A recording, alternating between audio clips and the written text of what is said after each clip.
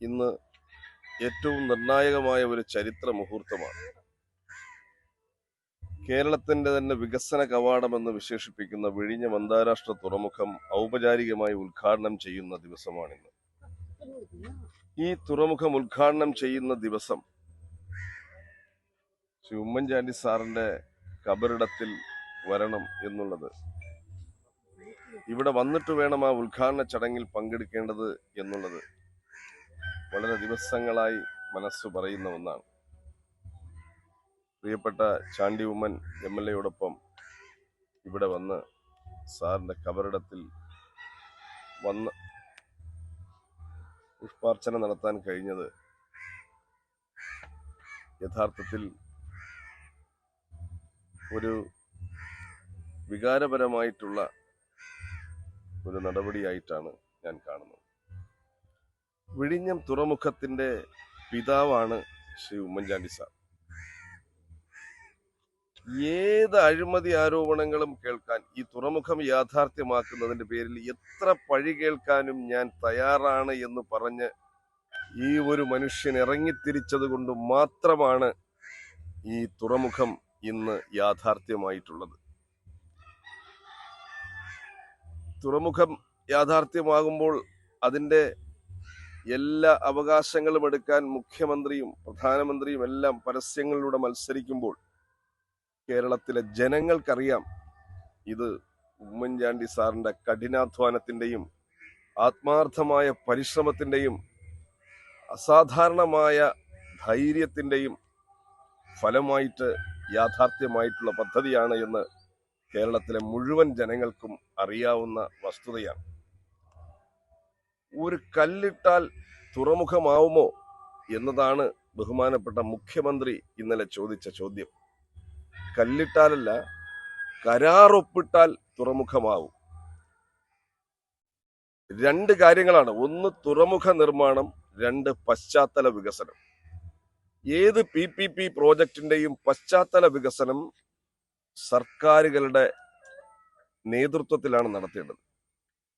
ഇവിടെ തുറമുഖ നിർമ്മാണം നടത്തേണ്ടത് അദാനി, പശ്ചാത്തല വികസനം നടത്തേണ്ടത് കരാർ പ്രകാരം സംസ്ഥാന സർക്കാർ. എന്താണ് പശ്ചാത്തല വികസനങ്ങൾ? അത് ഗവൺമെന്റ് പൂർത്തീകരിച്ചോ? ഒന്നാമത്തത് റെയിൽ കണക്ടിവിറ്റി. ഉമ്മൻചാണ്ടി സാറിന്റെ ഗവൺമെന്റ് ഒപ്പിട്ട ഈ കരാർ പ്രകാരം 6 വർഷത്തിനുള്ളിൽ റെയിൽ കണക്ടിവിറ്റി പൂർത്തിയാക്കണം എന്ന് പറഞ്ഞാൽ 2021 റെയിൽ കണക്ടിവിറ്റി പൂർത്തിയാക്കണം. സംസ്ഥാന സർക്കാർ ചെയ്യേണ്ട കാര്യമാണ്. എന്നാൽ 2025 ആ പദ്ധതി തുടങ്ങാൻ കഴിഞ്ഞിട്ടില്ല. രണ്ടാമത്തെ കാര്യം റോഡ് കണക്ടിവിറ്റി.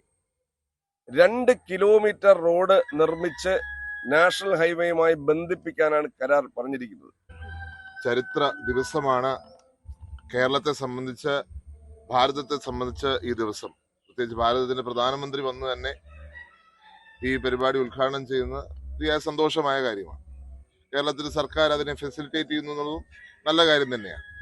പക്ഷേ ഒരു കല്ല് മാത്രം, ഇത് സ്ഥിരം ഒരു പല്ലവിയായി, ഒരു ക്യാപ്സ്യൂളായി ഇന്ന് CPM മാറ്റിയിരിക്കുക. ഒരു കല്ല് മാത്രം ഇട്ടു എന്ന് പറഞ്ഞ് CPMന്റെ പ്രചാരണം പച്ചക്കള്ളമാണെന്ന് ഏതൊരു വ്യക്തിക്കും അറിയാം. 2004 അദ്ദേഹം ആദ്യം മുഖ്യമന്ത്രിയായപ്പോൾ മുതൽ പൂർണ്ണമായി വിഴിഞ്ഞം നടപ്പിലാക്കുവാൻ ശ്രമിച്ച വ്യക്തിത്വമാണ്. 2004 തുടങ്ങി 2006 വരെ അദ്ദേഹത്തിന്റെ ശ്രമം നടന്നു. പക്ഷെ ഇലക്ഷൻ പ്രഖ്യാപിച്ചത് കാരണമാണ് അന്ന് അത് പൂർത്തിയാകാതെ പോയത്. തുടർന്ന് വന്ന ഇടതുപക്ഷ സർക്കാർ, VS അച്യുതാനന്ദൻ സർക്കാരും ശ്രമങ്ങൾ നടത്തിയിട്ടുണ്ട്. പക്ഷെ അത് പൂർണ്ണതയിലെത്തിയില്ല. കാരണം ചൈനീസ് കമ്പനിയാണ് വന്നത്. നിങ്ങൾക്കറിയാം, ചൈനീസ് കമ്പനിക്ക് ഇന്ത്യയുടെ സാഹചര്യത്തിൽ ഒരു കാരണവശാലും ഒരു ക്ലിയറൻസ് കൊടുക്കാൻ സാധിക്കുന്ന പ്രശ്നമില്ല. ഭാരതത്തിന്റെ സുരക്ഷയുടെ പ്രശ്നമാണ്. വികസനം വന്നില്ലേനും കുഴപ്പമില്ല, സുരക്ഷ കോംപ്രമൈസ് ചെയ്യാൻ സാധിക്കത്തില്ല. അപ്പോഴാണ് സർക്കാർ മാറി, പുതിയ സർക്കാർ വന്നു. എൻവയൺമെന്റ് ക്ലിയറൻസ് മേടിച്ചെടുത്തത് ഈ സർക്കാർ, ആർക്കിടെക്ചർ സ്ട്രക്ചർ അപ്രൂവൽ മേടിച്ചത് ഈ സർക്കാർ, എന്റെ വയബിലിറ്റി ഗ്യാപ് ഫണ്ട് മേടിച്ചെടുത്തത് ഈ സർക്കാർ, സെക്യൂരിറ്റി ക്ലിയറൻസ് മേടിച്ചത് ഉമ്മൻചാണ്ടി സർക്കാർ, അതിന്റെ തറക്കല്ലിട്ടത് ഉമ്മൻചാണ്ടി സർക്കാർ. തറക്കല്ലിട്ടത് മാത്രമല്ല, പണി തുടങ്ങുകയാണ് ചെയ്തത്. 1000 ദിവസത്തെ കൗണ്ട് ഡൗൺ വെച്ച് പണി തുടങ്ങി മുന്നോട്ട് പോയി. 2019 തീർക്കണം എന്നാണ് വെച്ചത്. പക്ഷേ സർക്കാർ മാറി. ഈ ഗവൺമെന്റ് പിന്നെന്താ ചെയ്യാനുള്ളത്? ഇവിടെ സൂചിപ്പിച്ച പോലെ പശ്ചാത്തല വികസനം അത് നടത്തിയിട്ടില്ല എന്ന് മാത്രമല്ല, ഒന്നും മൂവ്മെന്റേ ഉണ്ടായിട്ടില്ല. അപ്പോൾ തിരുവനന്തപുരത്തിന്റെ വികസനത്തെ സംബന്ധിച്ച്, കേരളത്തിന്റെ വികസനം സംബന്ധിച്ച് ഒന്നും ചെയ്യാത്ത സർക്കാർ ക്രെഡിറ്റ് എടുക്കാൻ വേണ്ടി മാത്രം ഇന്ന് PR വർക്കുമായി മുന്നോട്ട് വന്നിരിക്കുകയാണ്. തീർച്ചയായിട്ടും കേരളത്തിലെ ജനങ്ങൾ ഇത് കാണുന്നുണ്ട്. തീർച്ചയായും നന്ദി പറയുകയാണ് ശ്രീ എം വിൻസെന്റിനോട്. ഈ ദിവസം തന്നെ അദ്ദേഹത്തെ ഓർമ്മിച്ചുകൊണ്ട് ആ ഉദ്ഘാടനത്തിന് പോകണമെന്ന് അദ്ദേഹത്തിന്റെ ധീരമായ ഒരു തീരുമാനം. പക്ഷെ ഒരു കാര്യമുണ്ട്, ഉമ്മൻചാണ്ടിയുടെ ഓർമ്മകളെ പോലും ഭയപ്പെടുന്നുകൊണ്ടാണ് പ്രതിപക്ഷ നേതാവിനെ ഈ പരിപാടിയിലേക്ക് ക്ഷണിക്കാത്തത്. കാരണം കഴിഞ്ഞ പരിപാടിക്ക് പോയപ്പോൾ പ്രതിപക്ഷ നേതാവ് സധൈര്യം പറഞ്ഞു ഉമ്മൻചാണ്ടിയാണ് ഇതിന്റെ പുറകിലുള്ള ശക്തി എന്ന്. അപ്പോൾ പരമാവധി കോൺഗ്രസ് നേതാക്കന്മാരെ ഒഴിവാക്കാൻ വേണ്ടിയാണ് സർക്കാർ ശ്രമിക്കുന്നത്, ഉമ്മൻചാണ്ടിയെ ഭയപ്പെട്ടുകൊണ്ടാണ്. ആകെ അവിടെ വെള്ളം എത്തിക്കേണ്ടുന്ന ചുമതല സർക്കാരിനായിരുന്നു. അത് ഉമ്മൻചാണ്ടി സാർ ടെൻഡർ വിളിക്കുന്നതിന് മുമ്പ് തന്നെ ആ